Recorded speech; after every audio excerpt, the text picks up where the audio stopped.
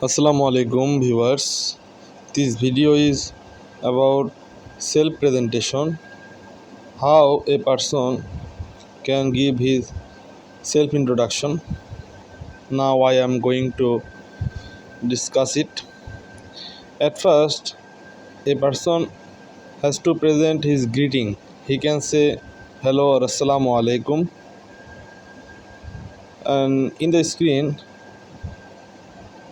you can see the scope of greeting. And secondly, you have to express your name. My name is Abdul Rahim or Abdul Karim, or you can say this is Abdul Rahim, or you can say I am Abdul Rahim in front of you. And thirdly, you have to present your place of living. At first, you should say what is your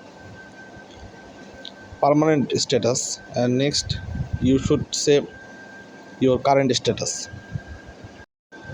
Next, you have to present your hobby. You can say my hobby is playing cricket, and then you should say your future plan.